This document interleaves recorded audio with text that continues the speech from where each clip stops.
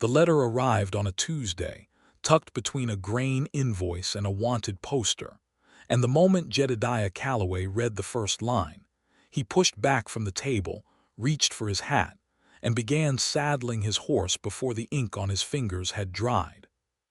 But before any of that, before the letter and the writing and the breathless reckoning that would change the shape of his entire life, there was the long and lonely reputation that preceded him across 3 counties of the New Mexico Territory in the year of our Lord 1883.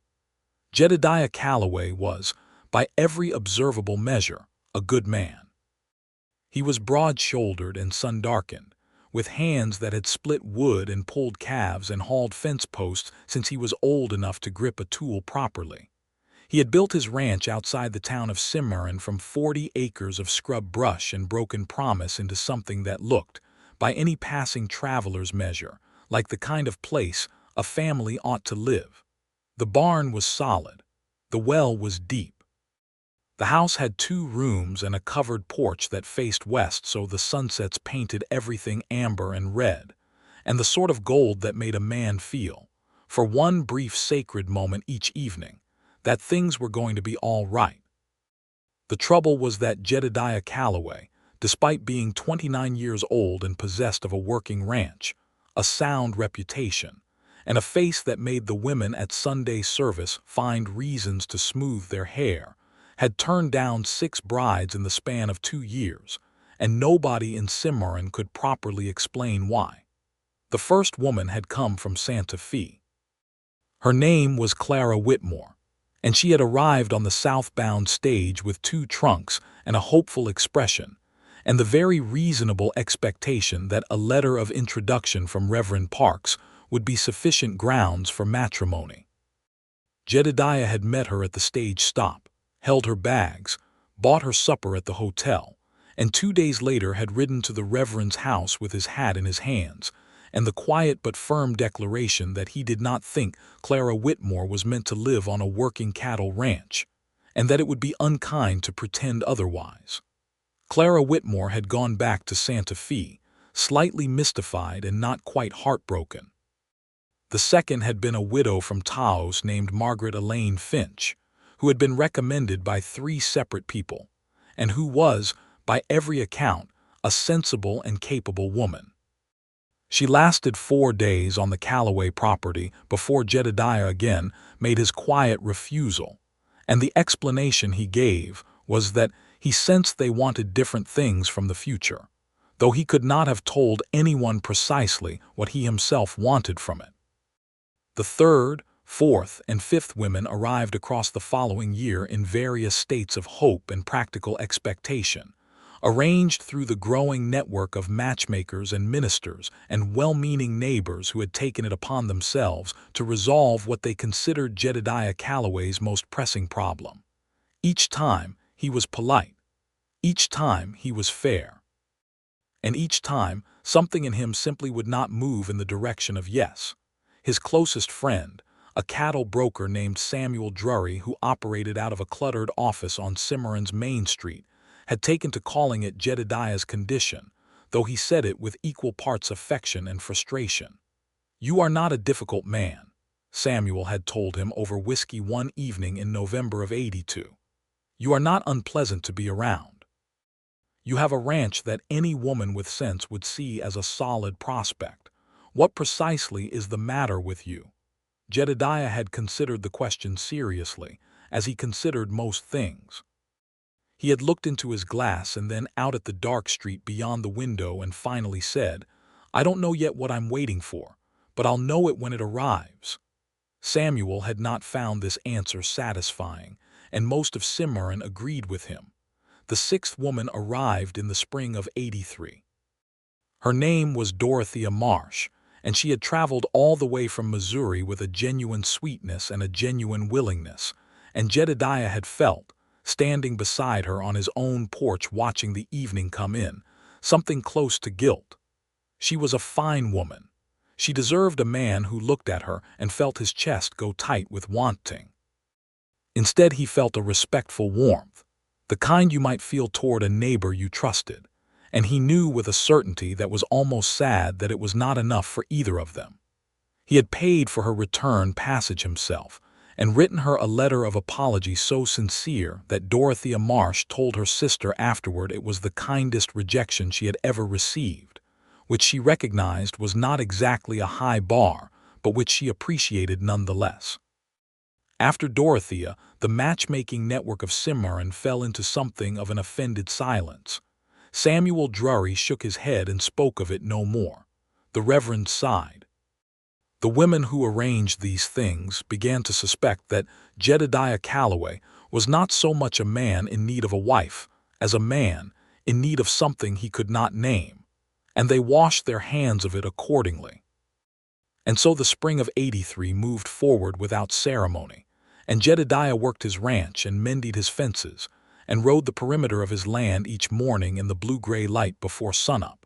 And the house with the west-facing porch remained quiet in the evenings, except for the wind and the cattle, and the particular silence of a man who has learned to live inside his own company. The letter came in July.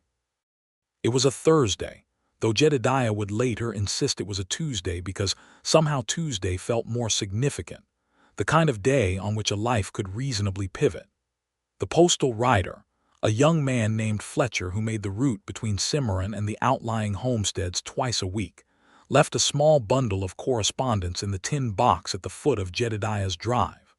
Jedediah collected it on his way back from checking the south pasture fence, where 3 posts had worked loose in the recent rains. He flipped through the bundle without urgency. The grain invoice, the wanted poster, a note from his neighbor Hector Vega about a shared water right on the creek that ran between their properties, and then the letter. It was written on plain paper, the kind you bought at a general store, folded in thirds and sealed with ordinary wax. The handwriting on the outside was careful but not practiced, the letters formed with the slight deliberateness of someone who had learned to write as an adult rather than as a child. It was addressed simply to Mr. J. Calloway, Cimarron, NM Territory, and in the upper left corner in smaller script, a return address, R. Archer, Hartwell, Texas. He did not know anyone in Hartwell, Texas. He broke the seal at the kitchen table, setting his hat on the chair beside him and smoothing the paper flat with one hand. The letter was 2 pages long, written front and back on both sheets, and it began with the words, "Mr. Calloway, I expect you do not know me, and you have every right to put this letter down. I would not think less of you for it. But I am going to ask you to read it anyway, because I have found in my experience that the worst that comes from honest words is that the other person disagrees with them, and that is a thing I can live with." He read the whole letter without stopping.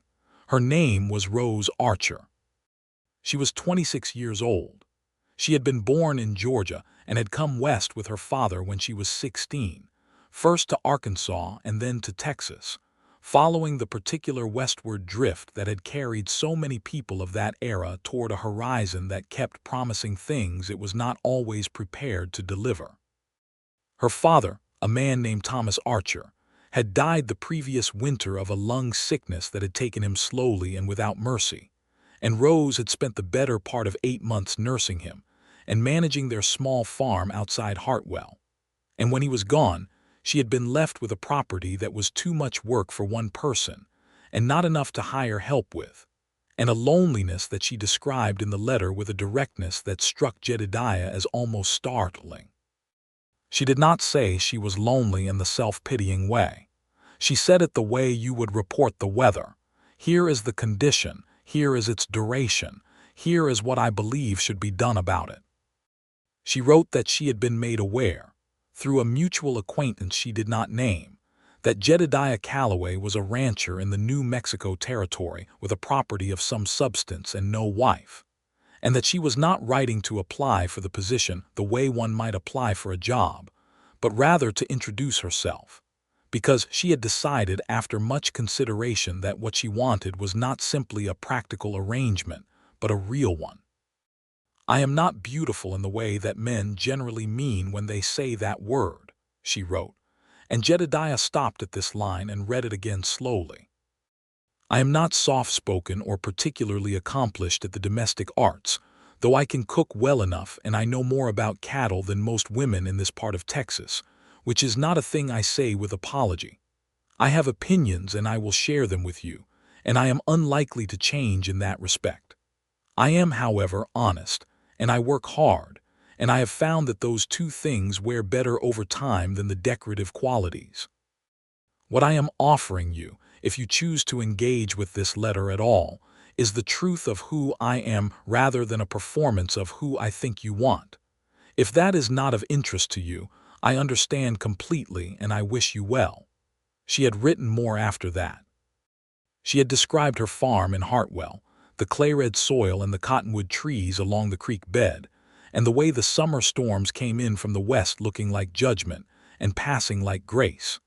She had described her father with a fondness that held no sentimentality but was full of love. She had written about what she believed made a life worth living, and her answer had been compact: honest work, honest company, and the willingness to be present in whatever place you found yourself. She had closed with her name and her address and a single final line that read, "I do not expect a reply. I only hope one finds you in good health and open spirits." Jedediah sat at the kitchen table for a long time after he finished reading. The afternoon light moved through the window and crossed the floor, and the letter lay flat under his hands, and he felt something in his chest that was nothing like the polite warmth he had felt standing beside Dorothea Marsh on his own porch. It was more like recognition, the specific and unnerving sensation of having read a thing that was aimed precisely at the center of you. He read the letter a second time, then a third. Then he stood up, folded the letter carefully and put it in his shirt pocket, walked to the barn, saddled his horse, and rode to Samuel Drury's office in Cimarron without stopping for supper or explanations. Samuel was closing up his ledgers when the door opened, and Jedediah came in with the look of a man who had either been struck by lightning or was about to do something irreversible. Samuel Drury had known Jedediah Calloway for 11 years, and he recognized the expression. "What happened?" Samuel said, "I need to know about a place called Hartwell, Texas," Jedediah said. Samuel leaned back in his chair and studied his friend with great interest. "Sit down," he said, "and tell me everything from the beginning." So Jedediah sat down and told him about the letter.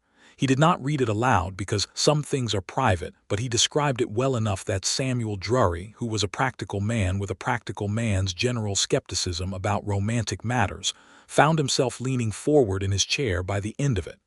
"You've never met this woman," Samuel said carefully. "No. You don't know who told her about you.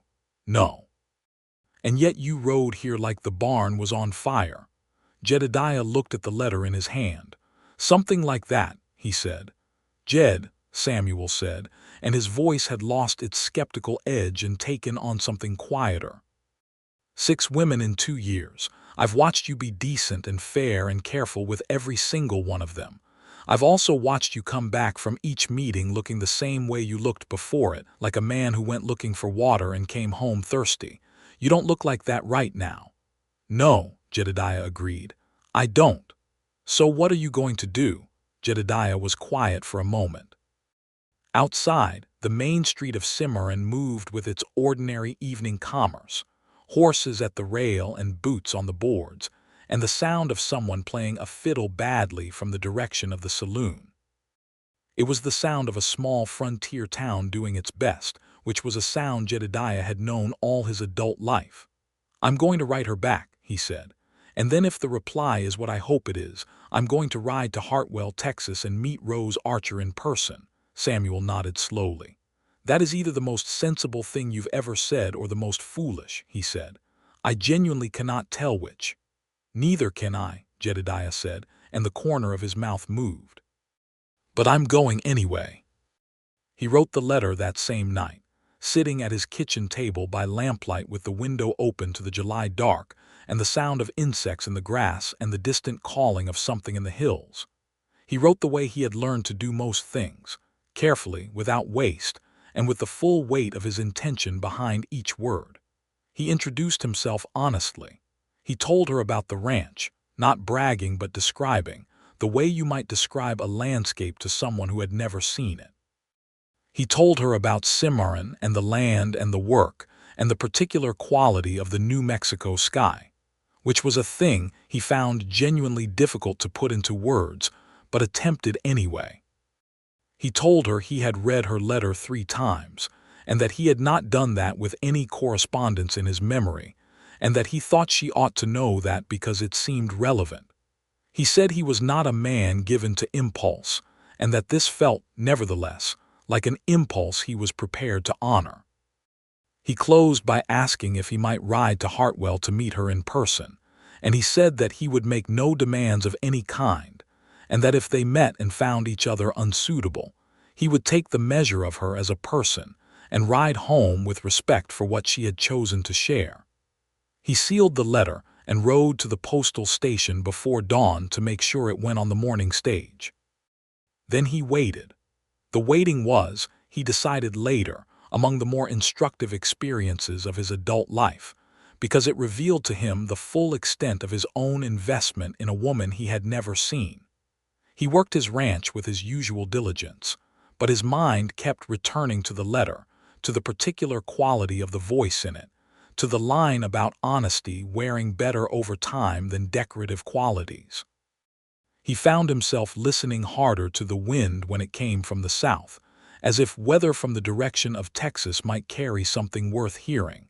12 days later, her reply arrived. It was shorter than the first letter, only 1 page, and she wrote with a brevity that he would come to recognize as characteristic of her. She used exactly as many words as she needed and no more. She said she had been glad to receive his letter. She said she had read it twice, which made him smile. She said she would be pleased to receive him in Hartwell, and that he should come when the ranch permitted, and that she would put the coffee on the fire whenever he gave her a day's notice. He packed that afternoon. The ride from Cimarron to Hartwell was the better part of 4 days on horseback through the high desert, and then the plains of West Texas, through country that was magnificent in the way that indifferent country often is, not shaped for human comfort, but shaped nonetheless with a grandeur that made a man feel both very small and very grateful. He pushed his horse at a good pace, not cruelly but steadily, the way a man rides when he has a destination that matters. He camped 2 nights under stars that were so thick and so low they looked like something you could reach up and disturb, and on the 3rd morning he crossed into Texas and felt the land change under him, the grasses longer and the air slightly heavier, and the red clay of the soil beginning to show at the edges of the trail like a declaration.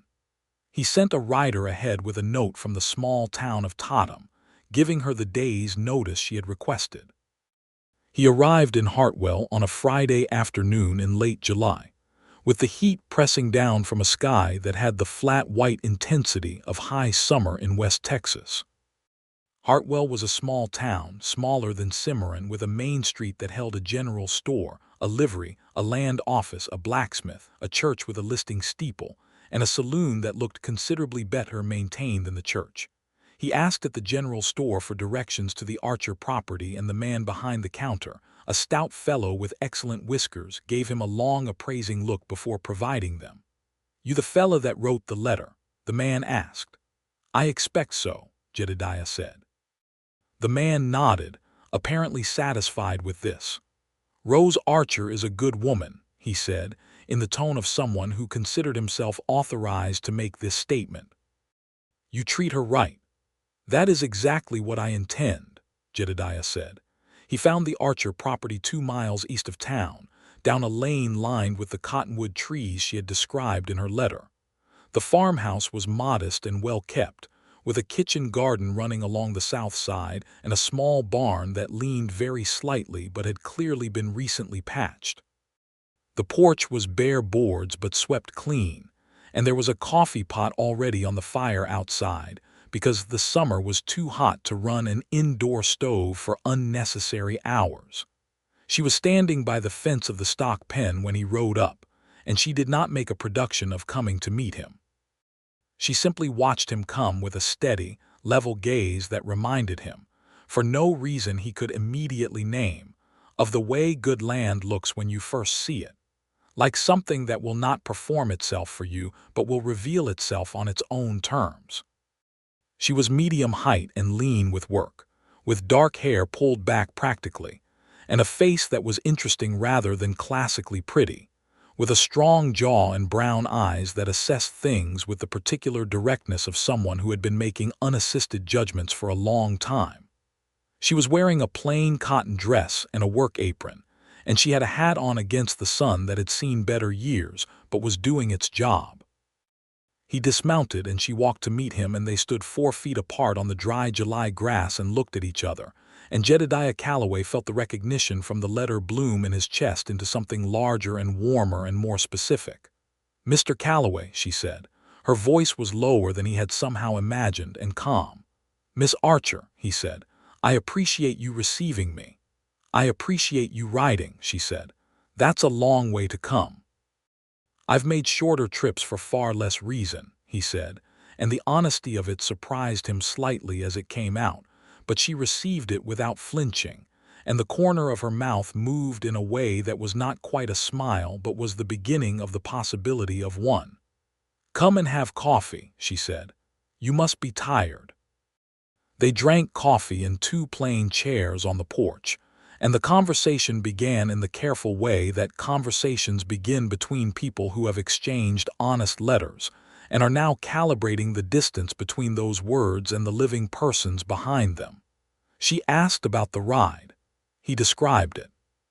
She asked about Cimarron, and he described that too, and she listened with the quality of attention he had suspected she possessed, which was not the performing kind but the real kind, the kind that stores what it receives. He asked about her father's property, about how she was managing the farm alone, and her answer was characteristically direct. She was managing it well enough but not sustainably, that the cattle required more hands than one person provided, and that the spring calving had been hard, and that she had made do, but making do and thriving were not the same condition. "I did not write to you because I needed rescuing," she said, setting her coffee cup down with a firmness that told him this point was important to her. "I want to be clear about that. I wrote because I was tired of being alone in a way that felt like a waste. I have things to offer. I wanted to find out if they would be useful to someone." "They would be," he said, and he meant it with a simplicity that needed no embellishment. She looked at him steadily. "You turned down 6 women," she said. "I heard that from the person who gave me your name, and I've been wondering since what to make of it." He had expected this might come up, and he had thought during the 4 days of riding about how he would answer it. He decided on the truth, which was the only currency he trusted in any important conversation. "Every one of those women was a worthy person," he said. "I turned them down because I knew I wasn't what they needed, or that they weren't what I needed, and I believed it was unkind to proceed otherwise. I can't explain the precise thing I was waiting for. I tried to explain it to my friend Samuel and gave him a poor accounting, but when I read your letter I understood, at least in part, what it was." "Which was what?" she asked. "Someone who came to me honest," he said. "Not performing, not presenting their best arrangement of qualities, just telling me who they are and leaving the rest to me." He paused. "That is a rarer thing than people generally acknowledge." She was quiet for a moment, and he did not rush her silence, which seemed to register with her as a point in his favor. "Most men would have been put off by that letter," she said. "Several people I showed it to before sending told me I'd scare anyone reasonable away." "Then you needed someone unreasonable," he said. And this time her mouth did the thing that was actually a smile, brief and genuine, and more affecting than any decorative smile he could recall. He stayed 2 days in Hartwell, boarding at the small hotel in town, and spending the days at the Archer property under the full visibility of the community, which was Hartwell's way of supervising things it had an interest in, and a town the size of Hartwell had an interest in most things. He helped her mend the leaning section of barn on the second morning, working beside her with quiet efficiency, and he noticed the way she worked, focused and capable and without the self-consciousness of someone who expected to be helped or complimented for basic competence. She just worked. It was, he thought, one of the best things he had seen in a long time. They walked the creek bed in the late afternoon of the second day, under the cottonwoods she had described, and the light came through the leaves in the particular way it does along Texas waterways in summer, gold and shifting and somehow both cooling and warm, and she told him about her father. She told him about the years they had spent moving west together, about the hard seasons and the good ones, about the way Thomas Archer had believed in the western lands with a faith that remained largely untested by practical results. She told these things with love and without bitterness, and he listened with the full attention he had. He told her about his own history in return. His parents had come to New Mexico from Tennessee when he was 11, following a promise of land grants that had been half true at best. His father had died of a snake bite when Jedediah was 18, which had been sudden and stupid, and had struck him at the time as one of the universe's more careless arrangements. His mother had gone back east to her sister's family 2 years later, unable to make the desert feel like home without the man she had followed into it.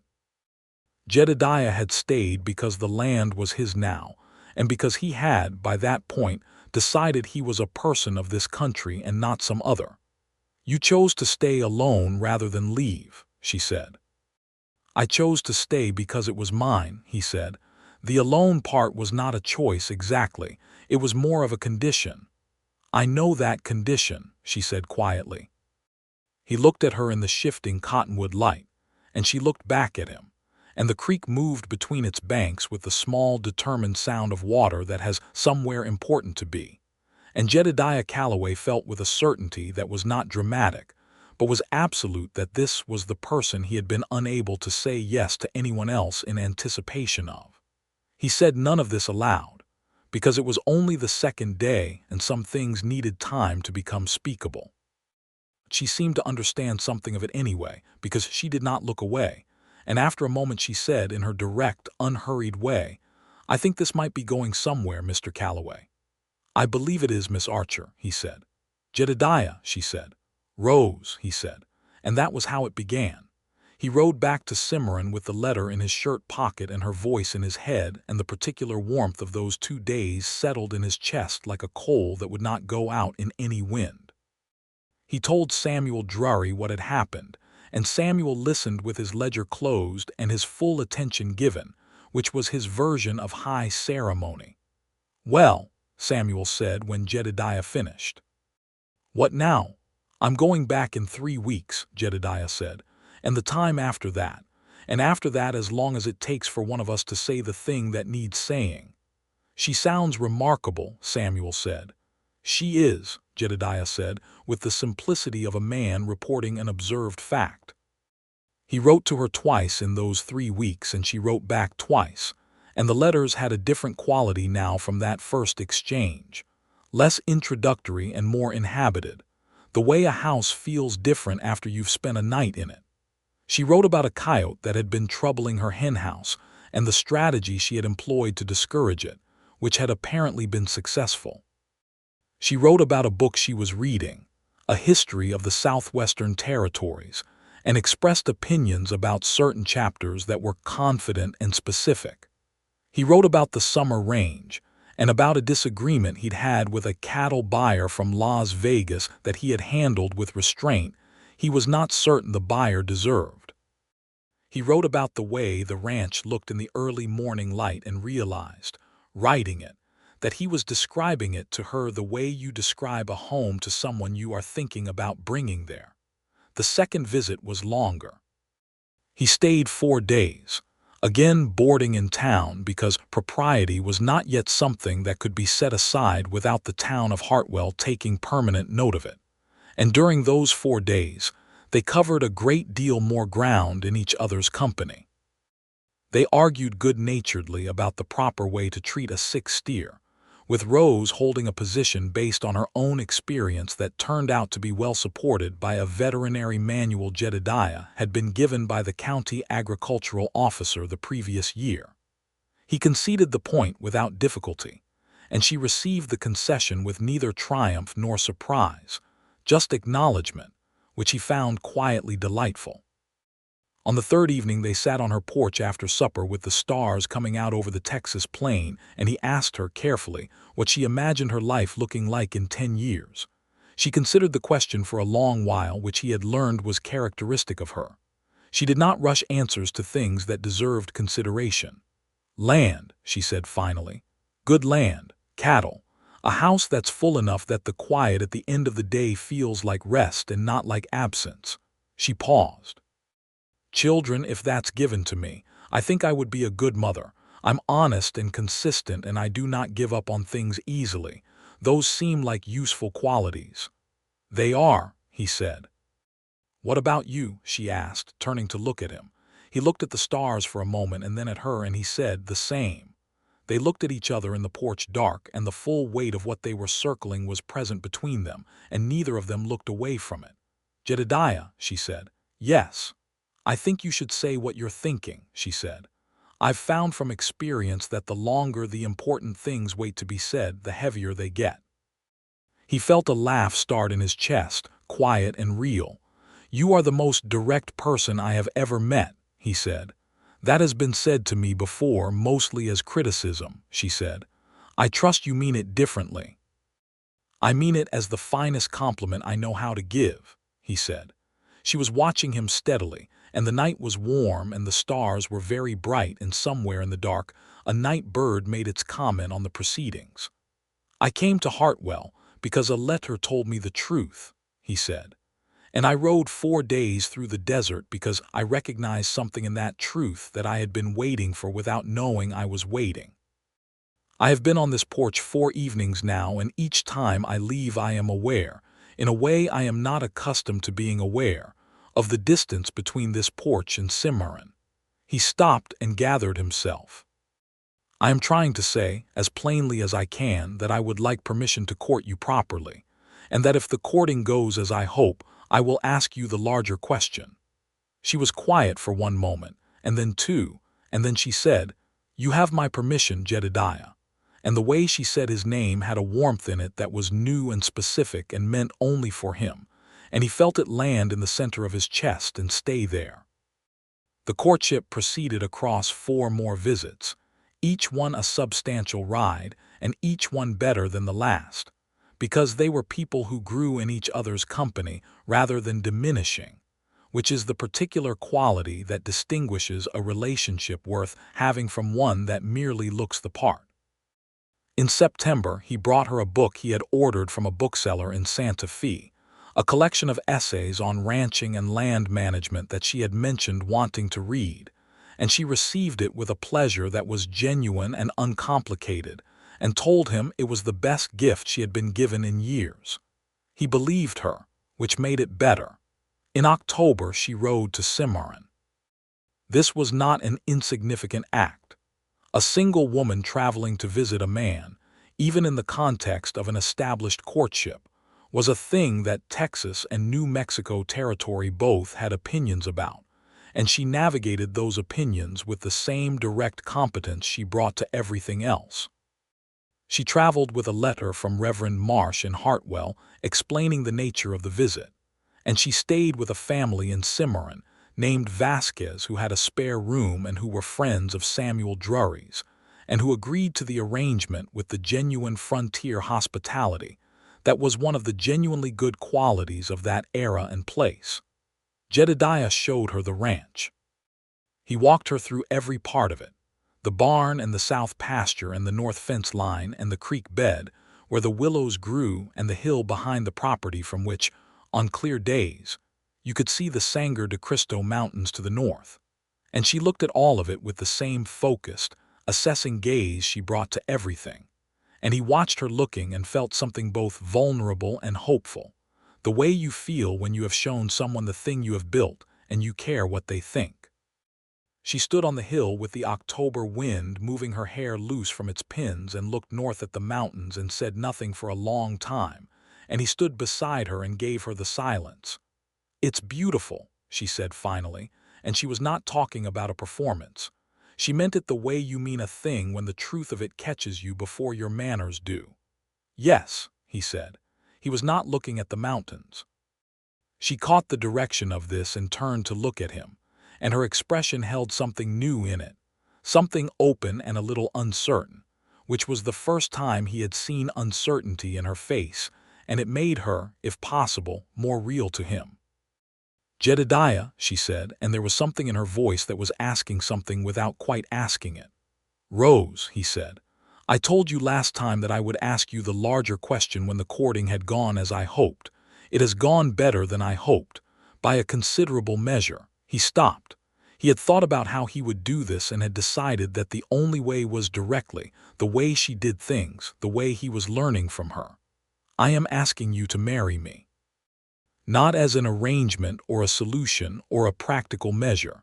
As the person I want beside me for the rest of my life, if you'll have me." The wind moved between them, carrying the smell of pine from the far mountains and the good clean smell of high desert autumn. She looked at him with those steady brown eyes, and he could see her taking the measure of the moment and the man and all the evidence she had accumulated across these weeks and visits and letters, and he found that he was not afraid of her assessment, because he trusted her to do it honestly, and he trusted himself to have been in all of it exactly what he was. "Yes," she said, "I'll have you." Yes. He crossed the small distance between them and took her hands, which were calloused and capable and exactly the right hands, and she looked up at him with the beginning of the smile that was still the most affecting thing he knew how to witness. And then the smile opened fully, and he kissed her for the first time. There on the hill with the Sangre de Cristo mountains pink and silver on the horizon, and the wind made whatever private point the wind makes about such occasions and moved on. They told Samuel Drury that evening, and he shook both their hands with a warmth that was almost embarrassing, and said he had known something was different the night Jedediah rode in with that letter. Jedediah said he had suspected Samuel would take credit for it eventually. Samuel said taking credit was not claiming he had done anything, but simply that he had witnessed correctly, and Rose laughed at this exchange, with a full and genuine laugh that Jedediah would spend the rest of his life finding reasons to hear again. They were married in December, in the church in Cimarron, because the ranch was Jedediah's home, and because Rose had decided, with her characteristic clarity, that she was joining his life and its place, and that there was no sense in dividing the ceremony from the place it was meant to celebrate. She wore a dress that was neither extravagant nor plain, a dark blue wool that was warm and good-looking, and utterly suited to a woman who was not interested in performing her own beauty, but was, in fact, genuinely lovely in a way that had more to do with how she occupied herself than with any individual feature. The Reverend performed the service. Samuel Drury stood up with Jedediah. A woman named Elena Vasquez, wife of the rancher in whose family Rose had stayed during her October visit, stood up with Rose. The church was full because Cimarron was a town that showed up for events of significance, and this was, as most of the town agreed, a significant event, partly because Jedediah Calloway getting married was something they had begun to consider structurally impossible. When the Reverend asked if anyone had a reason these two should not be joined, there was a beat of silence followed by a sound from the back pews that was unquestionably someone suppressing a laugh, and Jedediah himself let a breath go that was half amusement, and Rose, standing beside him, squeezed his hand once, quick and firm and private. He put the ring on her finger, and she looked at her hand, and then at him with an expression of such unguarded contentment that he felt it move through him like light through clear water, and they were married. The first year of marriage on the Calloway Ranch was the kind of year that writes itself into a person's memory not as a series of dramatic events, but as a texture, a quality of daily life that accumulates into something you would not trade for anything the world could offer. Rose came to Cimarron with 2 trunks and a knowledge of cattle that she deployed without apology and without showmanship, and that Jedediah quickly came to rely on the same way he relied on the good fence posts, not thinking about it, just knowing it was there doing its work. She had opinions about the arrangement of the kitchen that she expressed and then enacted, and opinions about the winter feeding schedule for the cattle that she expressed, and then debated with him at length. And he found in the debating a pleasure he had not anticipated, the particular pleasure of thinking hard alongside someone whose thinking was as good as yours and different from it at the same time. She hung two things on the wall of the main room: a pressed wildflower from the creek at Hartwell, framed in a simple wooden frame she made herself, and a small watercolor painting of the Texas plains that her father had bought from a traveling artist years earlier. Jedediah looked at these objects and understood them as the things they were, the things she had carried from the life before into the life now, and he did not require them to become part of the ranch's aesthetic so much as he simply understood that they were part of his wife, and therefore part of the home. She met Cimarron with the same directness she brought to everything, and Cimarron, which was a town that had its preferences and prejudices like any human settlement, took a little while to calibrate to her. She was not unfriendly. She was not interested in the particular social performances that small-town women were expected to execute, the carefully managed expressions of modesty and agreeableness that were, in her view, the decorative quality that wore poorly.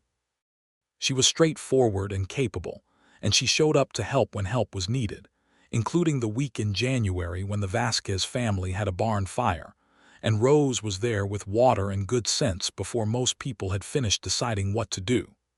After the barn fire, Cimarron decided it approved of Rose Calloway. There was one thing that tested them, and it arrived in February of 1884, and it was an ugly thing of the kind the frontier occasionally produced without apology.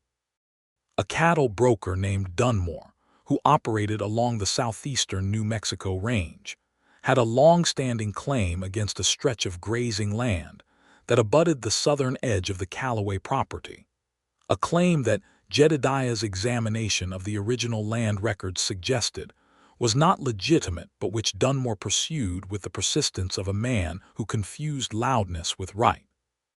He had made his position known to Jedediah before Rose arrived, and Jedediah had dealt with it through proper legal channels via the land office in Santa Fe, and the matter had been largely quiet until Dunmore, having lost the formal argument, resorted to the particular ugliness of men who cannot accept proper defeat.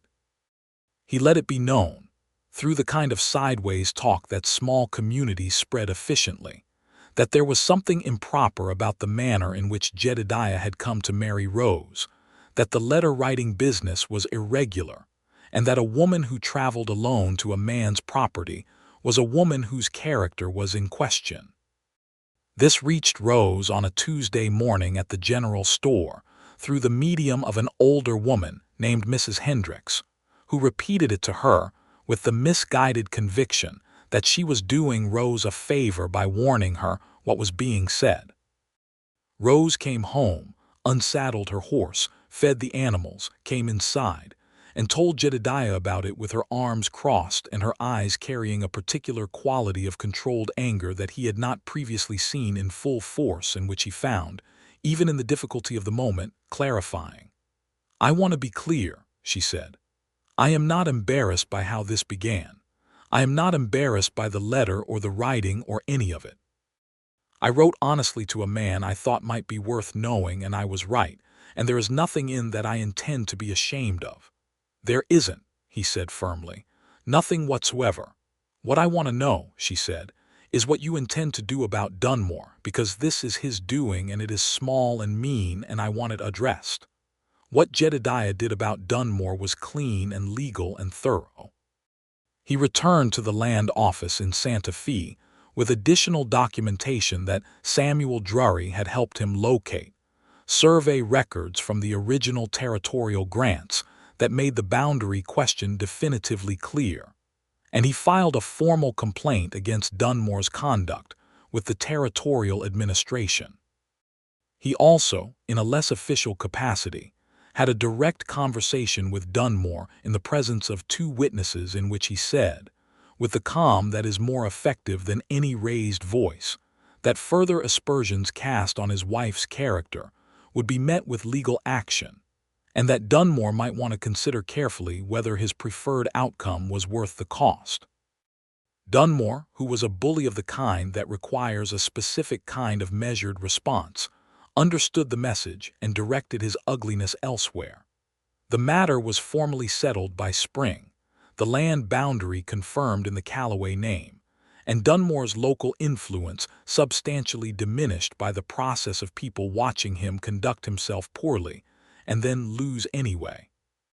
Rose said only good when Jedediah told her of the settlement, and then went back to what she was doing, which was repairing a section of the kitchen garden fence, and her dismissal of it was the most complete statement she could have made about her relationship to fear. He loved her more after Dunmore than before him, if that was possible, which he would not previously have believed it was. The good news, the best news, came in April of 1884 when Rose told him, on the west-facing porch in the late light, that she was expecting their child. She told him the way she told him everything, directly and without ceremony, but with a warmth underneath it that she had learned over the months of their marriage to let show more freely. She said it and then watched him, and what she saw in his face was enough that she smiled the full smile, the open one, the one she reserved for the moments that mattered. He reached for her and held her for a long time without speaking, and she put her arms around him, and they stood on the porch in the April evening with the world going amber and red around them and the mountains in the distance doing their permanent and unconcerned thing, and he felt a happiness so large and so simple that it seemed almost outside the register of ordinary feeling. "A father," he said, against her hair. "A good one," she said, "I think." "I'll do my best," he said. "I know you will," she said, and she meant it. The pregnancy was straightforward in the way that Rose's management of most things was straightforward, meaning she did not complain and did not slow down more than was strictly required, and maintained her opinions at full strength throughout. The summer was hot, and she managed it. The ranch work was shared and redistributed between them without drama. The women of Cimarron, who had been skeptical of Rose's directness, discovered over the course of her pregnancy a warmth for her that was partly admiration and partly the particular solidarity that women of that era and place reserved for the experience of carrying life in a hard country. And the quilt that appeared on the Calloway porch one October morning, left anonymously but clearly the work of several hands, made Rose go quiet for a moment in a way that Jedediah recognized as her version of being genuinely moved. The child was born in January of 1885, on a night when the wind was doing something serious outside, and the fire in the bedroom stove was the most important fire in the world. The midwife, a capable woman named Mrs. Cordova, who had delivered half of Cimarron in her working life, presided with the calm authority of long experience. Samuel Drury sat in the main room with his hat on his knee doing nothing useful but being available, which was its own form of support. The child was a boy. Jedediah held him for the first time with the particular awe of a man who has done many things with his hands and suddenly finds himself holding the most consequential of them, and the boy was red and disapproving-looking and perfect in the absolute and unstated way that newborns are. "Thomas," Rose said, when Jedediah looked at her for the name they had discussed. "Thomas," he agreed. Thomas Calloway, named for the grandfather who had believed in the West and made his way into it, came into the world in January of '85 and commenced making himself known in the manner of all infants, loudly and without apology, which those who had met Rose Calloway said was about right. The ranch in those years had a quality about it that people in Cimarron noticed when they visited, a quality of being genuinely inhabited rather than merely occupied. The west-facing porch accumulated 2 chairs, and then a third and a basket for the baby, and eventually a wooden box of Thomas's toys, made by Jedediah on winter evenings when the snow was down and the work was indoors. The kitchen garden extended itself along the south wall and turned out vegetables in quantities that contributed to suppers for the Vasquez family and the Drury household, and anyone else who happened to be passing during harvest season. The pressed wildflower from the Hartwell Creek and the watercolor of the Texas plains remained on the wall of the main room, and they were joined over time by a framed photograph of the two of them taken by a traveling photographer in '85. Rose standing very straight with Thomas in her arms and Jedediah beside her with his hand at the small of her back, and both of them looking at the camera with the particular expression of people who know themselves to be in the right place. Samuel Drury saw that photograph and said it was the best evidence he had encountered for the wisdom of horseback rides prompted by honest letters. Jedediah said that was as fine an interpretation as any he could offer. Rose said that both of them were sentimental and that someone needed to fix the latch on the barn gate. Then she smiled the full smile and went back inside, and the two old friends looked at each other and found they had nothing to add. Thomas walked early and talked early and had his mother's eyes and his father's hands, and people said, his mother's way of looking at a situation as if he had privately already figured it out and was waiting politely for everyone else to catch up.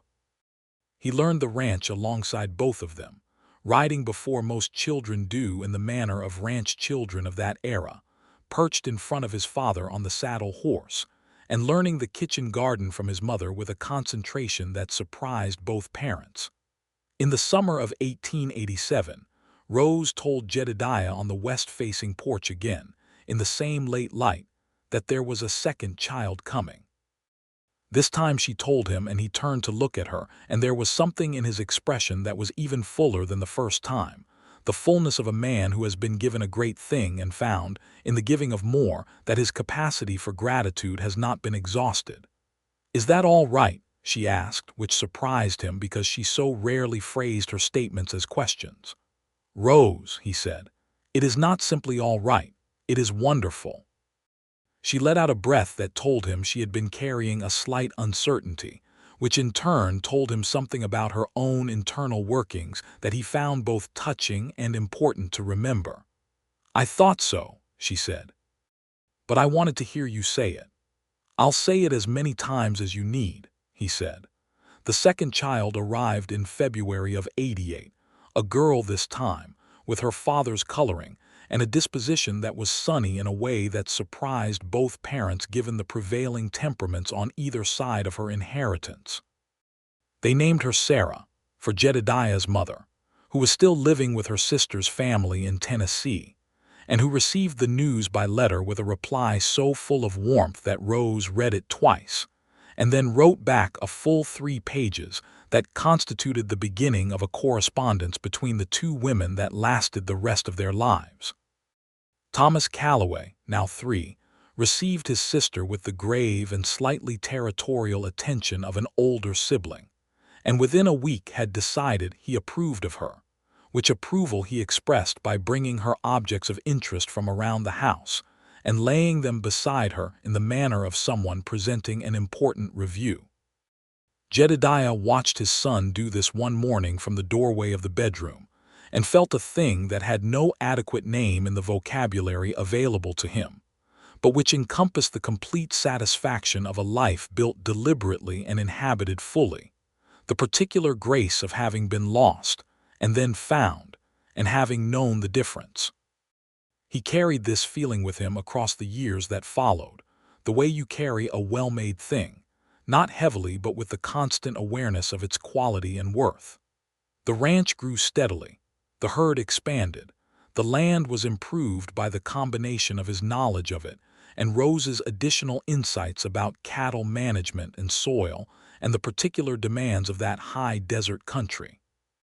They hired a hand named Miguel in '89, a young Mexican man of 19 who was good with horses and cattle, and who had the additional quality of being entirely comfortable with Rose's direct manner of directing his work, which he said was preferable to men who gave instructions sideways and hoped you'd interpret them correctly.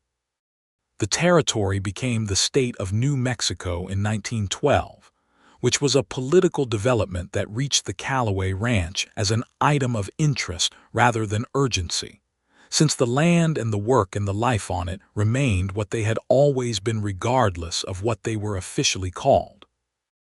Rose had opinions about statehood that she expressed at length and with her characteristic precision, and Jedediah agreed with the ones that seemed correct to him and disagreed with the others. And the discussion lasted the better part of a winter evening and ended in the particular satisfaction of two people who have thought hard together and know it. Thomas, by 1912, was 27 and had been working the ranch alongside his father for a decade, and had recently begun a courtship of his own with a young woman named Alma Vega, daughter of Hector Vega from the neighboring property, whose water rights dispute with Jedediah had been the most mundane piece of correspondence in the bundle that had also contained, on that July Thursday, the letter that changed everything. Hector Vega, now older and with a white beard that he was clearly proud of, received the news of his daughter's courtship by Jedediah's son with a satisfaction that bordered on the theatrical. "This is good," he said to Jedediah over a fence they were repairing together. "This is the way land should work. The people and the land grow together." "Alma is a fine woman," Jedediah said. "Of course she is," Hector said. "She takes after her father." Jedediah said nothing to this because Hector's wife was a woman of formidable capability, and the less said about who Alma took after, the better for everyone's dignity. But he smiled, and Hector saw the smile and laughed.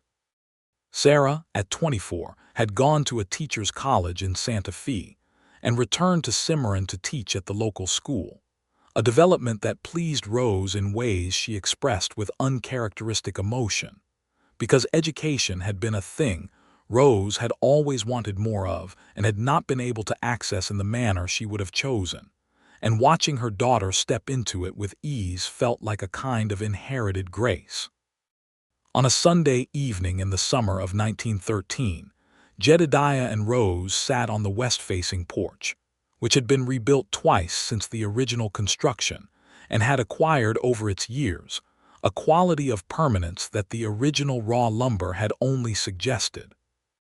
The chairs were old and comfortable and well-known.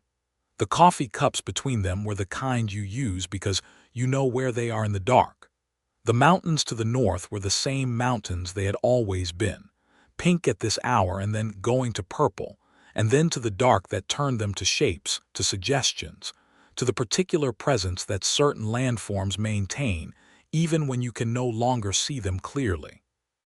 Thomas and Alma were married in June of that year, and living in the addition to the ranch house that Jedediah and Miguel had built the previous summer, a proper two-room addition with its own door and its own porch on the east side, because the Calloway Ranch was the kind of place that grew to hold the people it needed to hold. Sarah was coming to supper tomorrow and had mentioned she had something to tell them, which Rose predicted was either a courtship or a new teaching appointment, and she was willing to bet on the former given the way Sarah had been carrying herself of recent weeks.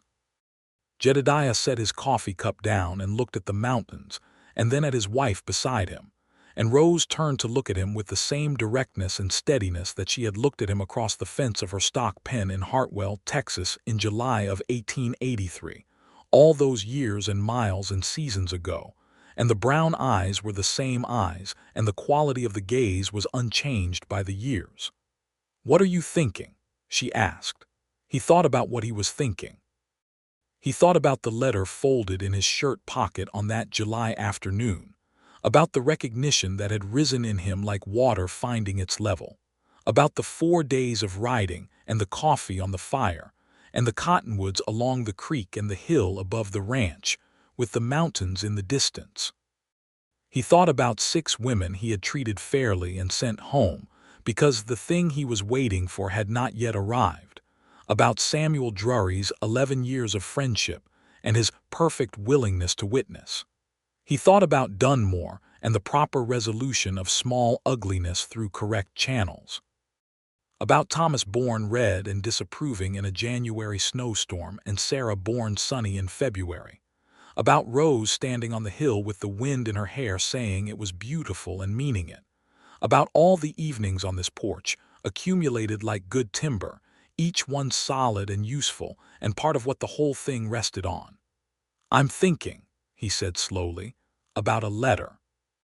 She looked at him for a moment, and then she understood, and the full smile came, open and genuine and still, after 30 years, the most affecting thing he knew how to witness. 30 years in August, she said. 30 years in August, he agreed. Was it worth the ride? She asked, and there was a quality in the question that was not quite teasing but held some of that lightness. The particular lightness of a person who knows the answer and is asking because she wants to hear it spoken. He looked at her in the evening light, this woman who had written him honest words across 300 miles of territory and trusted the truth of herself to an unknown man and been right too. This woman who had argued with him and worked beside him and held him in the dark and raised his children and turned the raw material of his carefully tended but quietly lonely ranch into the full and living thing it had become.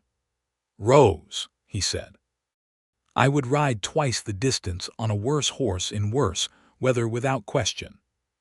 She laughed then, the full and genuine laugh, and he laughed with her, and the evening came down around them warm and complete, and the mountains went purple and then dark, and the stars came out over the New Mexico territory in the vast and unconcerned abundance they had always come out in, and the coffee was warm and the chairs were known, and the ranch was alive with the sound of 2 generations living well on the land they had made their own.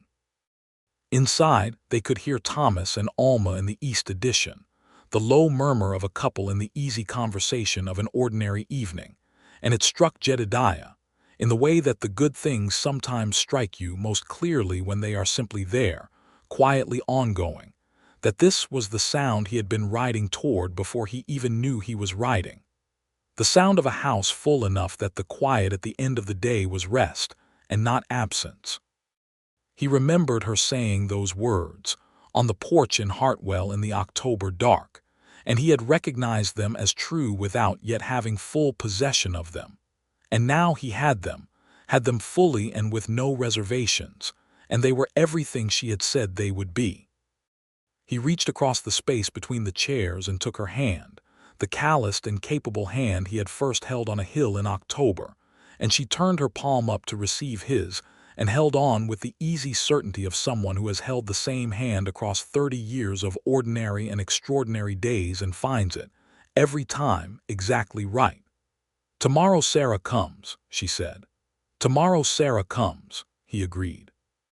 I think it's a courtship, she said. Tell me again when you have more evidence, he said.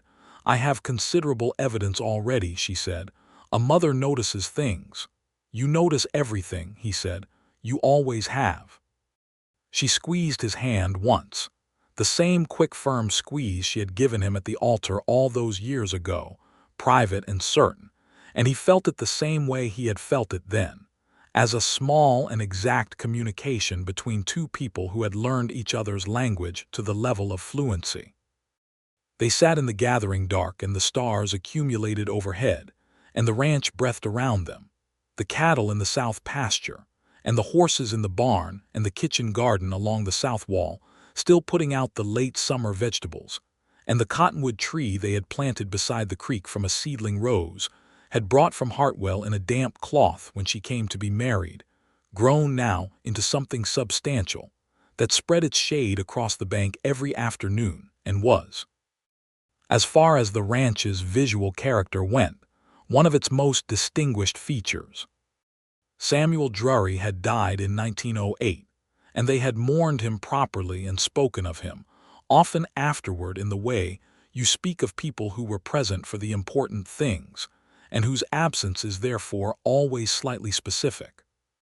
His widow, a woman named Frances who had married him late in life, and who had been fond of Rose in that frank and specific way that certain women are fond of other women who don't waste their time, had sold his cattle business to Thomas and moved back to Missouri, and she wrote at Christmas and had done every year since. Hector Vega was still alive, white-bearded and opinionated and satisfied with the way things had turned out regarding his daughter and the Calloway heir, and he brought his wife to supper at the ranch regularly, and argued with Jedediah about grazing rights and water management, with the enthusiasm of a man who had few remaining arguments available to him, and was therefore determined to make the most of the ones he had. Miguel, who had come to them at 19 and stayed, had married a woman from town named Petra and had 3 children of his own and a small house at the northern edge of the Calloway property that Jedediah had deeded to him in 1902, because it was the right thing to do, and because it was the kind of thing that the new century ought to be doing more of, which was recognizing what people had given and giving it back in the form of land and permanence, and the security that came from those things. Miguel had looked at the deed and then at Jedediah and had said, "I have been with you 20 years." And Jedediah had said, "I know." And they had shaken hands with the formality of men who did not require more words than that to carry the full weight of the thing. It was the kind of ranch that had become, over 30 years, a community in itself. It was the kind of life that a woman had written about honestly in a letter, and a man had read 3 times and then saddled his horse for, and neither of them had been wrong in their reading of the other or themselves. The evening deepened around them on the porch, and the stars were at their fullest density, and somewhere in the north pasture a coyote said its piece to the dark, and Rose made the small sound she always made at coyotes, not of fear but of acknowledgement, as if she and the coyotes had an understanding based on mutual respect and clear boundaries, which, given her history with the henhouse in Hartwell, was not so far from accurate. Jedediah felt the familiar weight of her hand in his, and the familiar comfort of the chair, and the familiar vast and beautiful completeness of the evening, and he thought, as he often thought and never quite tired of thinking, that the world had in it the capacity for extraordinary luck when a man was willing to read a letter all the way through and then ride without stopping toward the truth of it. He had been that man. She had written that letter. And the ranch spread out around them in the good dark, holding them and theirs in the way that land holds the lives that love it, steadily and without ceremony, and with all the permanence that the high desert country of New Mexico could offer to the people who chose it and stayed. Thomas came to the porch door and asked if they wanted more coffee, and Rose said yes please, and Jedediah said he'd come in after a while, and Thomas went back inside, and it was quiet again except for the wind and the cattle and the coyote in the north pasture and the small sound of 2 people sitting together in the dark they knew. "Jedediah," Rose said. "Yes," he said. "I'm glad I wrote the letter." He looked at her in the starlight, her face known and beloved and still capable of surprising him, still capable of that particular quality of directness that had reached across 300 miles of territory and found him at a kitchen table and told him the truth of itself without flinching, and which had been and remained and would continue to be the finest thing he had been privileged to know. "Rose," he said, "so am I with everything I have." The stars turned overhead as they always had. The mountains stood in the dark as they always did. The ranch was full and quiet and alive, and the west-facing porch held them as evening turned to night, and the summer went on being what it was, warm and true and completely, endlessly enough.